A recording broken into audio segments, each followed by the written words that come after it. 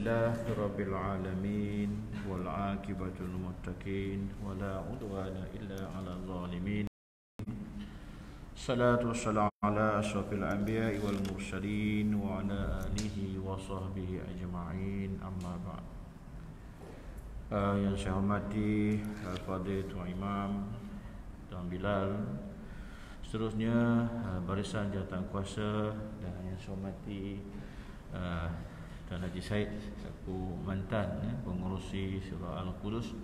Seterusnya tuan-tuan, puan-puan muslimin, hadirin sidang jemaah yang dirahmati Allah. Alhamdulillah, kita panjatkan rasa puji dan syukur kepada Allah Subhanahu Wa Taala. Kita diberikan oleh Allah untuk sama-sama dapat hadir ke surau ini untuk kita tunaikan solat maghrib secara berjemaah pada petang ini. Dan kita dapat mengikuti majlis ilmu ataupun kuliah pada malam ini. Dan malam ini adalah jadual bulanan saya, yang mana kita rasa lama dah kita tak berkuliah bersemuka. Jadi alhamdulillah, dengan SOP yang baru ini kita diberikan kesempatan untuk mengikuti program ilmu pengajian secara bersemuka. Walaupun orang dah mula selesa dengan norma baru secara maya, tapi kita ni suka begini sebab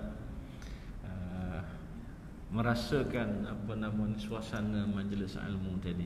Kau macam mana Haji? Kaji dah selesa dengan maya tapi itulah dikatakan norma baru. Jadi alhamdulillah, kesempatan ini juga kita ulang kaji baliklah apa yang kita belajari dulu berkaitan dengan fiqh munakahat ni ataupun fiqh kekeluargaan ni, terutama dia melibatkan soal hukum hakam. Kita sebagai seorang yang beriman kepada Allah Subhanahu Wa Taala, kita sekali-kali tidak akan melanggar apa yang telah disyariatkan oleh Allah Subhanahu Wa Taala dalam kehidupan kita. Dan kebiasaannya dalam soal nikah kahwin ini, biasanya orang akan cuba sedaya upaya untuk tidak melanggar, tapi kadang-kadang ada juga yang berlaku. Itu yang melibatkan rasa sedikit terkilan lah, terutama saya yang duduk di bahagian pejabat agama ni, yang secara langsung kita berhadapan dengan klien ni. Ataupun dalam masyarakat kita, soal halal haram, kalau dalam bab sembelihan ini pasti semua orang tak nak makan makanan yang tak disembelih. Tapi kalau makanan daripada sumber yang haram, beli pun sebenarnya sama juga. Daripada sumber yang haram tapi beli makanan, makan juga, dia akan jadi haram juga kan. Contoh duit curi, duit rompak, duit segala-gala macam lah. Kita beli makan dan kita makan makanan tadi, dia tetap haram. Tapi kita ni, orang kita bila sembelih tu, tak boleh, haram makan makanan yang tak disembelih ataupun yang bukan orang Islam sembelih. Itu memang dah sebati dalam masyarakat kita. Begitu juga soal kahwin ini, orang akan sedaya upaya untuk memastikan dipatuhi, tapi ada juga yang melanggar. Jadi pada malam ini, sebagai isu semasa lah, saya pun tak ingat dah kita berhenti kat mana dulu, nak sambung part mana. Kita lebih kepada kita bincang soal isu semasa. Isu semasa yang saya nak kaitkan dengan yang sedang berlaku dalam masyarakat kita, dan ia benar-benar berlaku. Baik. Ada sepasang suami isteri yang melangsungkan pernikahan dalam masa PKP. PKP kita dah masuk 2 tahun dah. Tahun lepas dan tahun ni bermula pada Februari tahun lepas. Jadi pada awal PKP lah, bulan Mac tahun 2020, pasangan ini berkahwin tanpa kebenaran jabatan agama. Dan kahwinnya di negeri di Pantai Timur, orang wilayah Persekutuan, orang Putrajaya, pergi kahwin di negeri di Pantai Timur, sempadan, negeri di sempadan, Pantai Timur, sempadan dengan Siam. Jadi dah ada dua kesalahan. Kesalahan tidak dapat kebenaran daripada wilayah dan tidak dapat kebenaran daripada Jabatan Agama Islam negeri sebutlah Kelantan lah, senang baik. Pasangan tadi dan sijil nikahnya dikeluarkan oleh Jabatan Agama Thailand. Nikahnya di Kelantan, sijilnya Thailand yang keluarkan. Itu persoalan. Jadi bila mereka ni berkahwin, pihak keluarga isteri curiga dengan perkahwinan mereka, bila mana mereka ini tunjuk bahawasanya mereka berkahwin dan sijil nikah mereka adalah sijil daripada Siam, Thailand. Saya suka sebut Siam, susah nak sebut Thailand nikah di Siam lagi sedap Siam. Sebab apa keluarga ini curiga? Sebab dalam tempoh PKP mana mungkin mereka ini boleh pergi. Sebab kita tahu kawalan di sempadan bukannya seperti sebelum ini yang kita boleh istilahkan kita boleh pergi tanpa melalui immigration. Ada lorong tikus, ada yang semberang melalui pengkalang haram. Kalau orang Kelantan tahu pengkalang haram. Jadi keluarga curiga, kata mereka ni kahwin, ada sijil.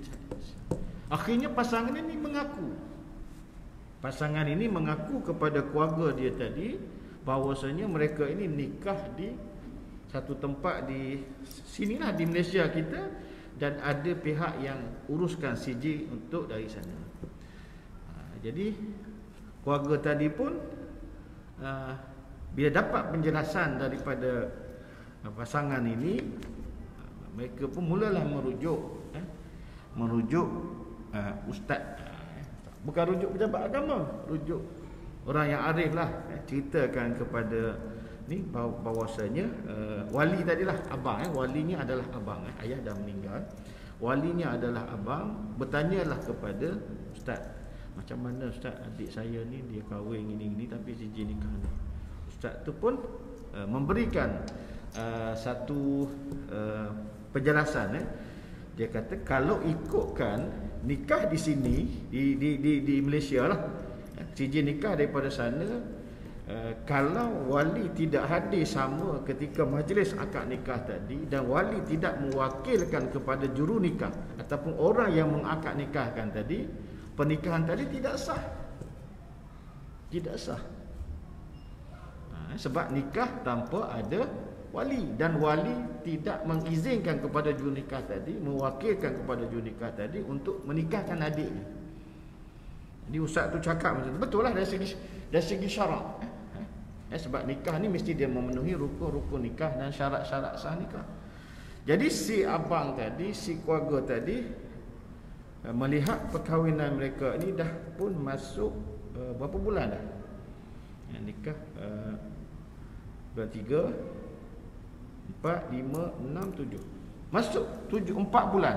Jadi dia mengambil kira nikah adik dia tak sah, jadi duduk sebagai suami isteri tadi sudah pasti dianggap sebagai zina. Maka si abang tadi akhirnya membuat keputusan akad nikah sendiri,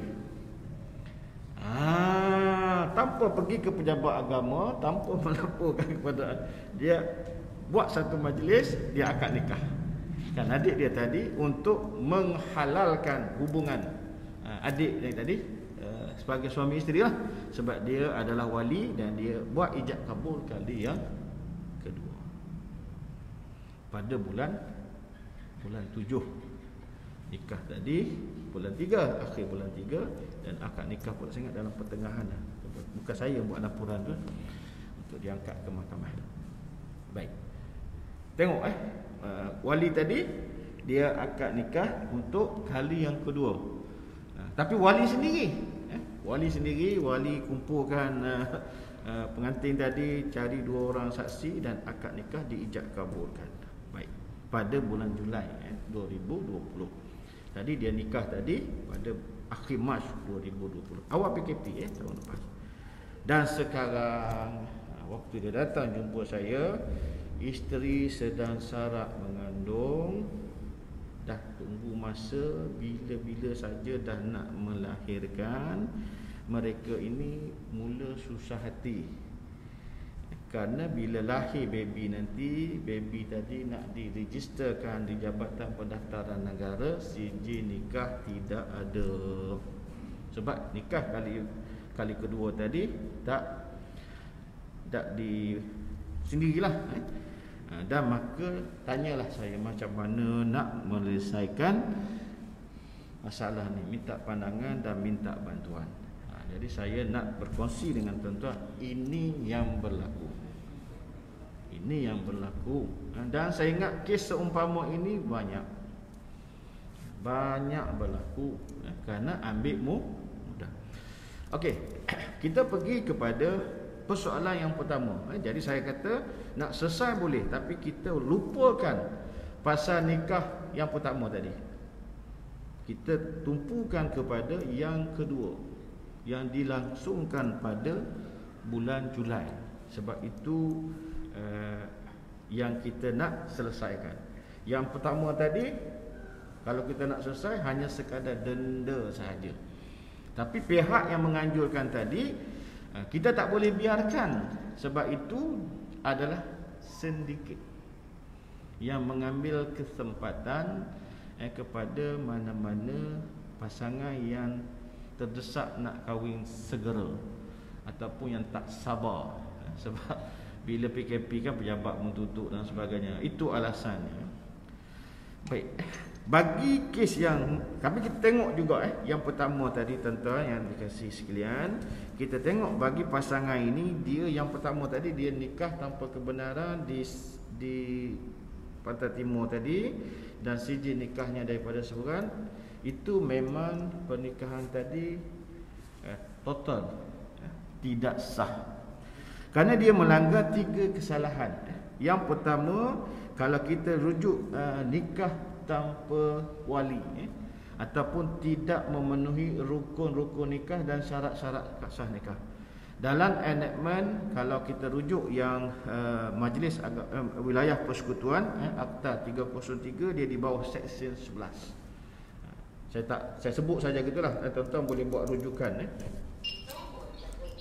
sebab kita mengambil kira masa, ataupun boleh bacalah sebab dalam internet ada Akta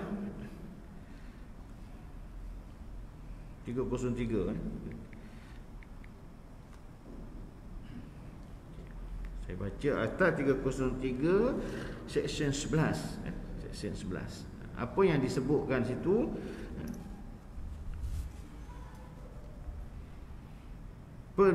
Perkahwinan yang tidak sah. Perkahwinan yang tidak sah iaitu sesuatu perkahwinan adalah tidak sah melainkan jika cukup semua syarat-syarat yang perlu menurut hukum syarak. Syarat-syarat yang perlu tadi termasuklah rukun. Dalam nikah ni dia ada 5 rukun. 5 rukun, dia ada pengantin lelaki, pengantin perempuan, dia ada wali, dia ada 2 orang saksi, dia ada ijab dan kabul. Dalam majlis yang mereka buat di tempat tadi, sempadan tadi, 4 cukup. Pengantin perempuan ada, pengantin lelaki ada, ijab kabul ada, 2 orang saksi ada, cuma tak ada wali. Dari dalam hukum fiqh dia kata la nikahun illa biwaliyin. Hadis Nabi la nikah illa biwali. Tidak sah nikah melainkan dengan wali. Dan dia betul terang kepada saya, Ustaz, saya betul-betul tak tahu, Ustaz. Saya ingat ke isteri dia ni janda, saya ingat ke janda ni tak perlu wali.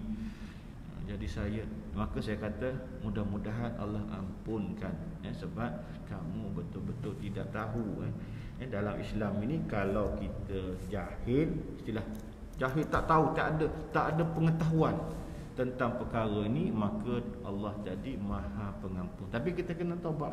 Dia kata saya tak tahu. Saya ingat ke yang perlukan wali ini adalah anak gadis.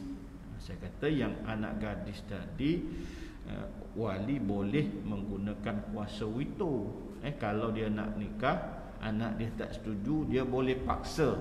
Tapi kalau anak dah janda, wali tak boleh paksa. Wali yang mujbir, ayah datuk tadi, kecuali dengan izin. Sebab itu dalam istilah fiqh juga, kalau mana-mana perempuan yang tidak ada wali, maka sultan. Fa inna sultana waliyyu man la waliya lahu. Maka sultanlah wali bagi sesiapa yang tidak ada wali. Contoh, kalau dia pergi seberang, dia seberang daripada sungai Golok pergi ke selatan tu, maka di situ tak ada wali duduk di Malaysia, maka ramai yang pergi nikah sana sah sebab dia menggunakan wali hakim. Tapi kalau nikah di sini, mana boleh nikah wali hakim sebab walinya berada di Malaysia. Baik. Jadi dalam kes ini dia satu kesalahan, iaitu menyalahi section 11 kerana nikah mana, dan ini melibatkan syarak, bukan section saja. Yang kedua dalam kes ini juga nikah tanpa juru nikah yang ada tauliah. Dia bersalahan dengan section 7. Section 7 ialah mana-mana orang yang untuk akad nikah tadi dia mesti ada tauliah. Tauliah sama ada dia sebagai pendaftar. Kalau di wilayah ni dia sebut sebagai pendaftar nikah cerai dan rujuk. Pendaftar nikah ini dia automatik, dia ada tauliah wali hakim, dan dia ada satu lagi juru nikah yang baru dipanggil sebagai penolong pendaftar nikah. Penolong pendaftar nikah ni dia hanya boleh jadi juru nikah bagi mana-mana pasangan bagi mana-mana yang ada wali saja. Kalau tak ada wali, penolong pendaftar dia tidak ada tauliah sebagai nikah wali hakim. Jadi dalam kes ini, orang yang akad nikah tadi tidak ada tauliah. Dia bukan daripada mana-mana daripada pejabat agama, sebab dia sindiket. Dia orang yang bayar 3,000, dia urus, dia kata. Ini tuan-tuan yang dirahmati Allah. Dia salah dari segi tanpa juru nikah. Kecuali ini peraturan. Katakan juru nikah tadi dia tidak ada tauliah, tetapi wali memberikan kuasa kepada dia, saya wakilkan kepada awak ataupun tuan haji ataupun ustaz lah, katakan yang sedikit tadi dipanggil ustaz. Ini mencemarkan nama keimaman. Kadang-kadang tercabar juga kan. Katakan wali tadi saya wakilkan kepada ustaz untuk nikahkan adik saya, dan ustaz tadi langsungkan akad nikah, maka dari segi syaraknya sah.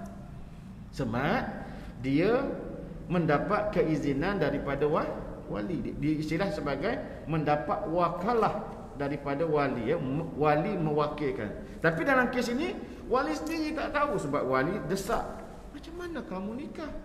Dan tempoh PKP sijil nikah daripada, dan disitulah menyebabkan keluarga ni desak, akhirnya mereka mengaku. Ketika desak tadi sijil tak dapat lagi, susah hati dah dia.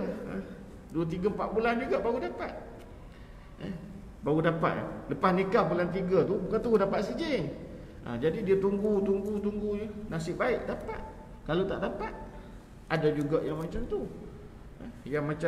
Saya pernah kendalikan. Kesian, satu yang bukan warga negara. Perempuan tu bukan warga negara. Lelaki warga negara kita. Dah nak melahirkan dah. Dia nikah dengan sindiket juga. Dia jumpa saya, tolonglah ustaz. Macam mana isteri saya dah nak melahir ni. Saya kata tak boleh, sebab pernikahan tadi bukan berlaku di wilayah, berlaku di negeri Selangor. Kena uruskan dengan pejabat agama Selangor lah, dengan JAIS. Dia kata, ustaz saya susah hati sebab bila isteri dia tak ada sijil nikah Malaysia, bila lahir anak hospital dia cas bukan warga negara. Kita kan apa nama ni, kita biasa kerjaan kita tak ada rasa apa lah kan. Bagi orang awam ni, kalau dia pergi ke hospital, kalau yang bukan warga negara ni, lain dia punya charge dia. Kalau warga negara ada bayaran dia juga. Jadi dia susah hati kat situ lah. Tolong dalam kes yang sama tadi. Baik, itu kesalahan yang kedua, iaitu juru nikah yang mengakad nikahkan tadi tidak ada tauliah. Dalam istilah ni dipanggil juru nikah tak bertauliah lah. Dan juru nikah tadi dia boleh didakwa, dan hukumannya kalau sabit kesalahan, kalau di wilayah persekutuan, RM1,000 atau 6 bulan penjara atau kedua-duanya sekali.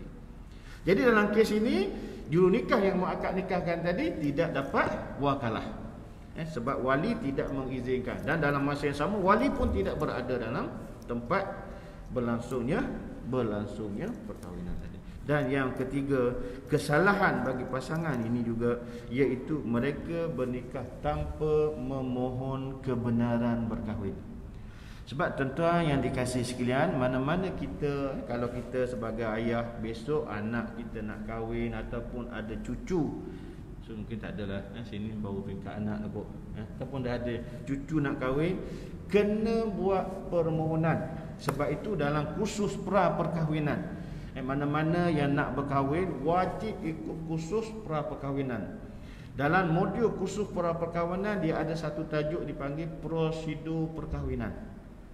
Prosedur perkahwinan ini adalah bagaimana proses nak mendapat kebenaran berkahwin. Di situ dia ada cara dia lah, dan dokumen apa yang perlu disediakan bagi pemohon-pemohon yang nak berkahwin. Dan ini dua-dua kena mohon. Lelaki kena mohon, perempuan kena mohon.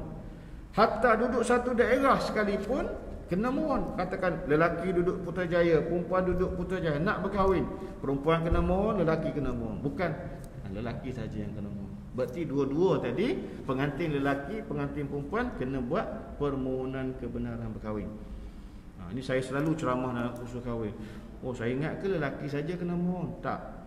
Apatah lagi kalau lelaki tadi daripada negeri lain, perempuan tadi daripada negeri lain, dan nak kahwin pula di tempat negeri lain, lagilah kena buat permohonan. Jadi dalam kes ini, dia tidak buat permohonan dengan wilayah persekutuan untuk kebenaran mereka berkahwin. Dalam Akta 303 tadi dipanggil Seksyen 16, permohonan kebenaran berkahwin.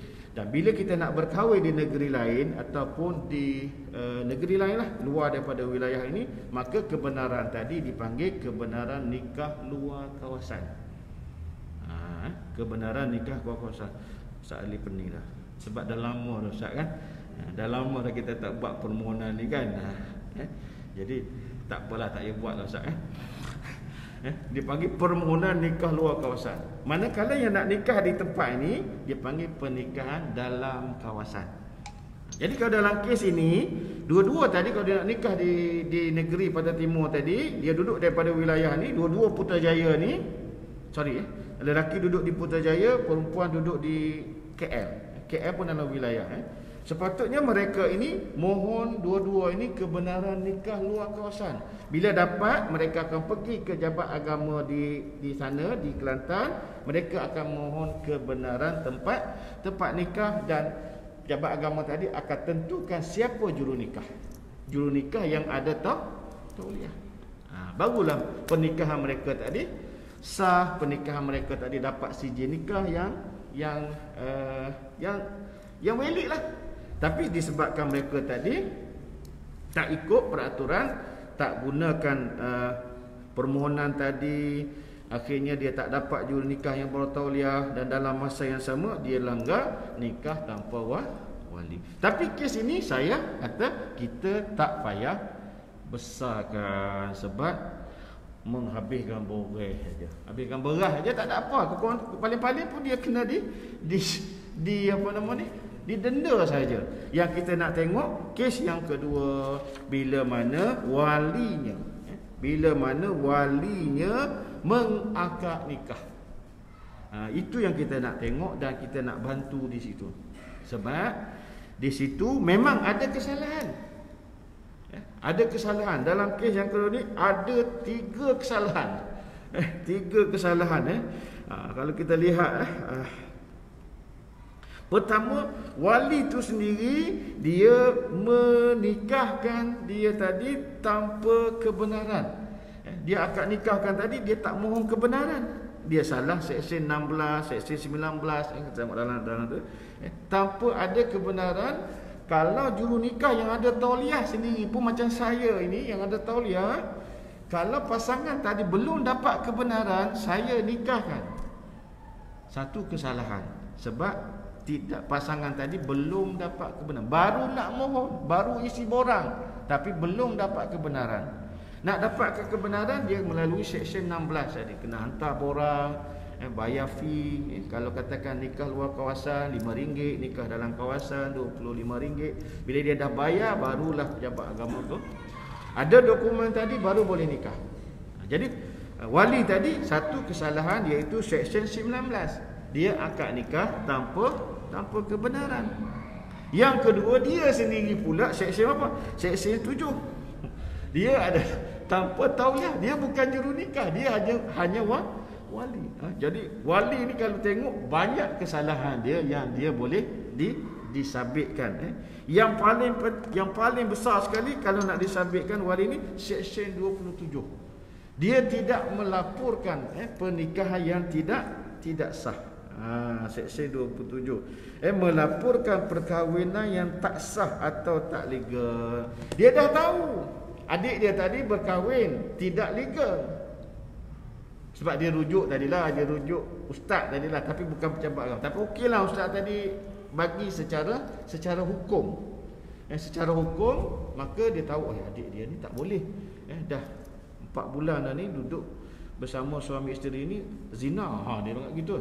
Aku kena segera nikah ni secara syar'i. Syarak. Jadi dia salah dari segi Seksyen 27, tidak melaporkan. Tidak melaporkan. Sepatutnya dia laporkan pejabat agama, nanti pergi pejabat agama akan selesaikanlah. Pejabat agama akan segera nikahkan mereka ni. Sebab nak mengelak daripada hubungan tadi. Jadi wali tadi dan juga Seksyen 30, Seksyen 39, Seksyen 40, wali tadi salah. Jadi dalam kes ini, saya kata kita fokus kat sinilah. Cuma kita takkan dendakan mereka ni banyak sangatlah. Kita akan tengok macam mana nanti bila sampai ke mahkamah, apa yang akan disabitkan. Kalau nak sabit semua sini 1,000, sini 1,000, 4,000, sampai 5 kesalahan 5 seksyen 5,000. Zaman PKP ni RM1,000 pun dah besar tuan-tuan. Dah tahulah saya ni yang kerja seorang, yang rumah tak kerja ni terasa. Terutama anak-anak dah besar duduk di rumah kerja, dia makan saja. Jadi sekejap aja kan. Tengok dah habis. Itulah ujian juga bagi kita lah. Tapi seronok sebab tengok anak depan kita kan. Baik. Itulah tanggungjawab kita kan.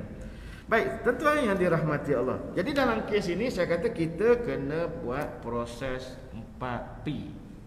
Proses 4P ni adalah proses pengesahan pendaftaran perkahwinan. Benda ni dia akan melibatkan urusan dengan pejabat agama dan mahkamah. Dan benda ini baru diangkat ke mahkamah untuk dibuat pengesahan nikah yang diakadkan oleh wali sendiri di rumah pada tarikh sekian yang berlangsung sekian. Jadi itu yang kena lalui.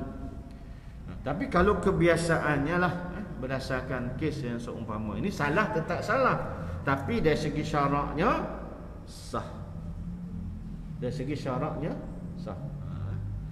Jadi kita harap kes ini, pasangan ini, kalau perkiraan saya lah, wali tu akad nikah pada bulan Julai, dan baby tu belum lahir lagi.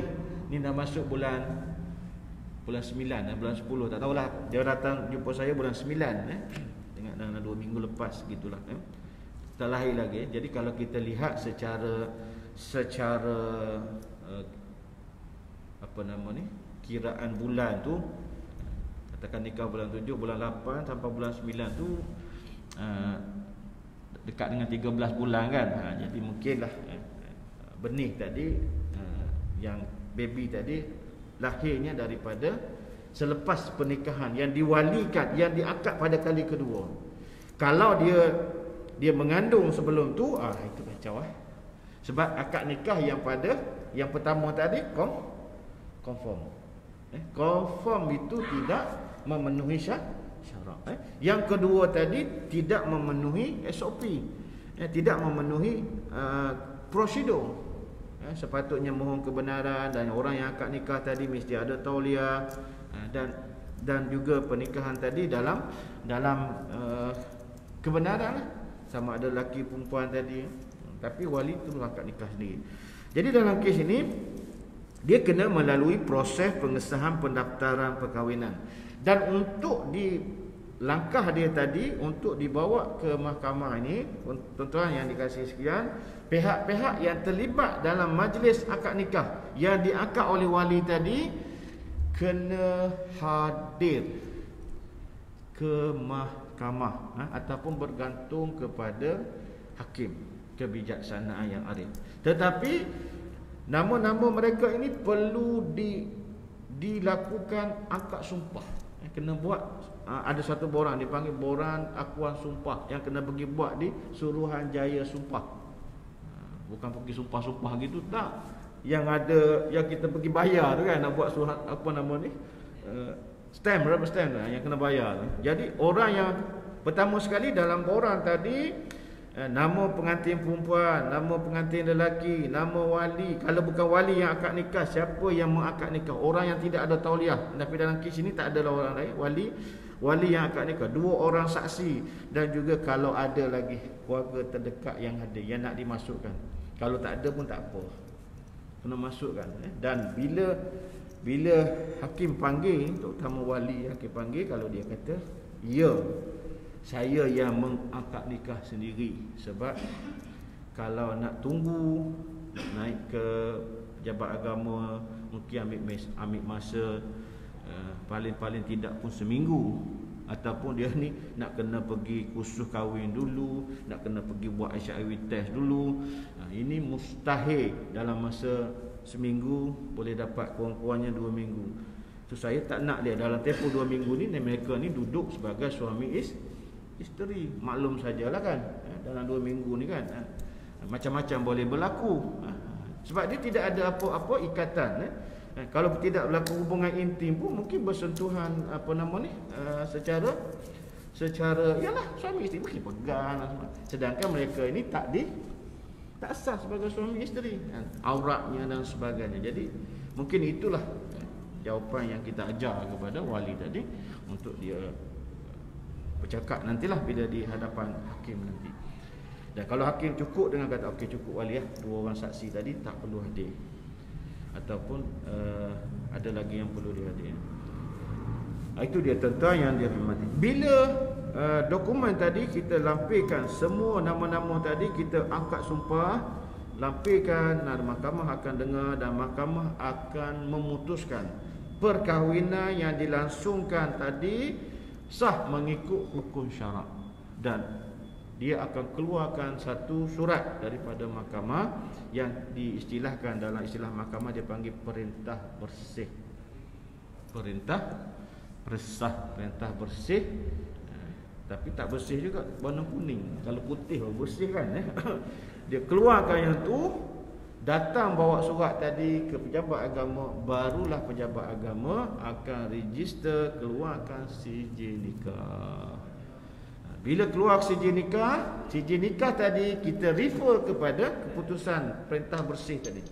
Kalau perintah bersih tadi dia sabitkan tarikh sekian-sekian tadi adalah mahliah akad nikah, kita akan keluarkan sijil nikah berdasarkan tarikh tersebut. Istilah kalau bahasa surat dipanggil backdated lah. Bukan surat keluar berdasarkan tarikh mahkamah keluar, no. Dia akan keluarkan pada tarikh yang wali tadi akad nikah. Akad nikah yang kedua, bukan akad nikah yang pertama. Akad nikah yang kedua. Jadi bila dikeluarkan pada tarikh, belum lagi kan? Azan dah? Allah. Dah azan dulu kah? Azan dulu. Nanti sambung sikit lagi.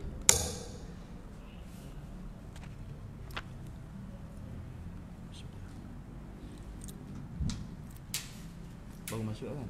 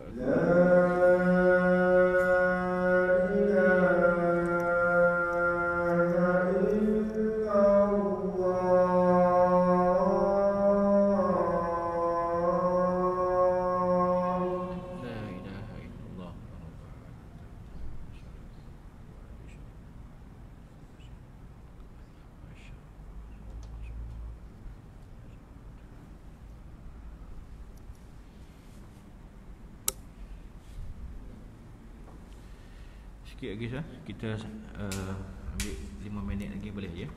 Okey. Boleh Imam? Okey, saya balik sikit lagi. Mana tadi?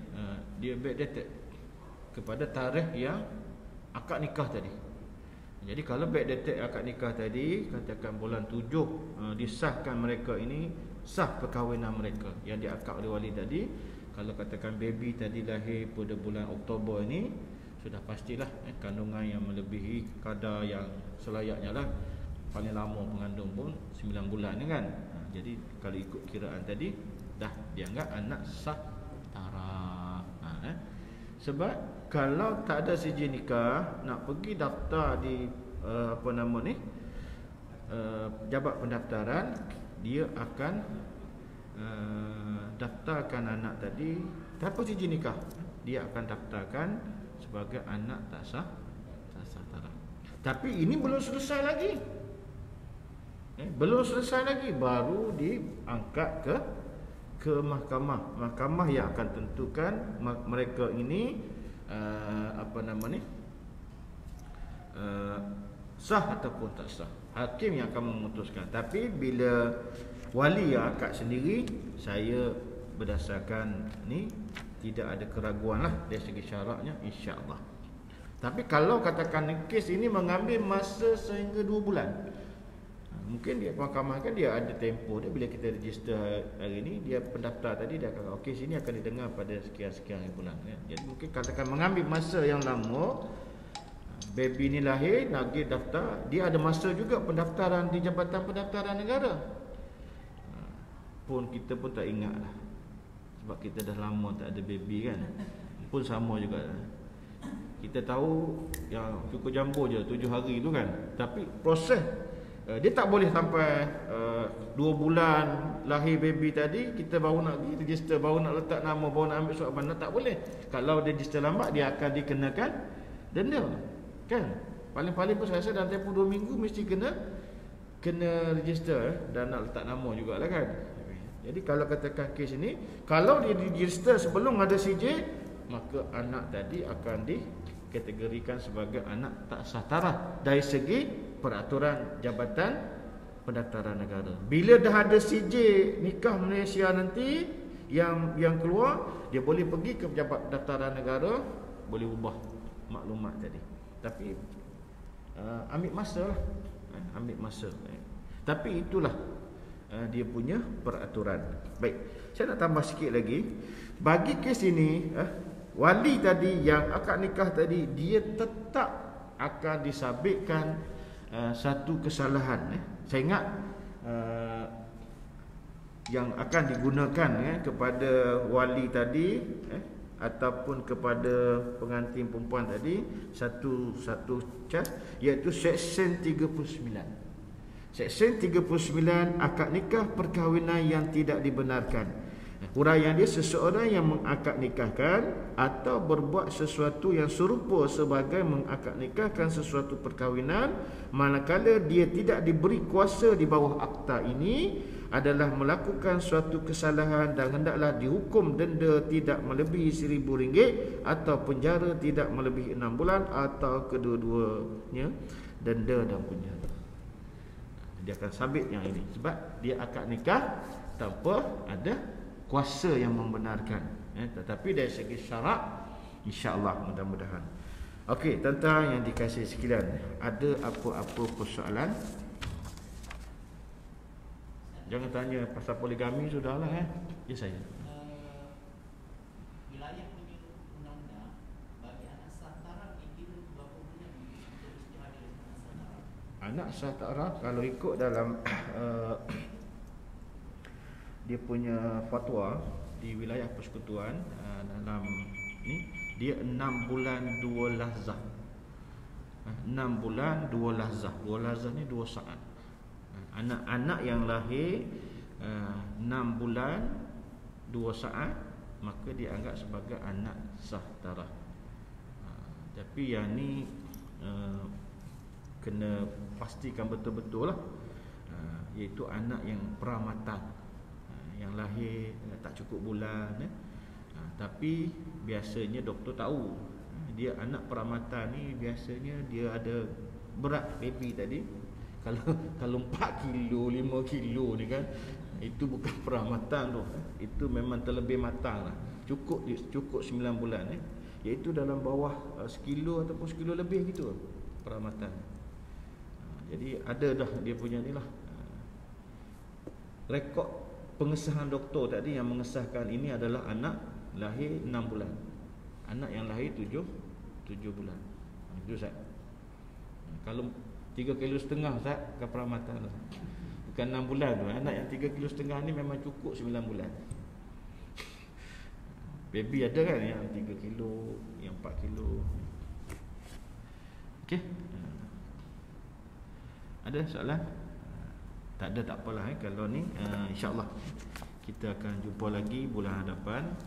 Saya akan bawa isu yang lain, isu semasa yang kita nampak simple tapi kejahilan ataupun kurang arifnya masyarakat kita dalam soal prosedur dan juga soal hukum itu sendiri. Macam yang tadi saya ingat ustaz memang tak perlu wali. Saya ingat itu sumpah seolah. Saya kata jangan sumpah dengan saya, dengan Allah lah. Anggap dia 3 bulan tadi hubungan suami isteri tadi tidak dianggap sebagai zina kerana dia tidak tahu. Dia tidak tahu pernikahan dia tadi tidak sah. Itu Allah punya urusan lah. Kalau dia tahu nikah dia tak sah, itu memang dia sengaja membuat hubungan tadi dengan sengaja tahu benda tu tak sah, dia buat juga. Itu anggap sebagai sengaja lah. Jadi saya ingat setakat tu, insyaAllah kita akan jumpa lagi lain waktu. Terima kasih atas perhatian dan mohon maaf sekiranya ada terkasar bahasa dalam penyampaian saya. Sekian, Assalamualaikum warahmatullahi wabarakatuh.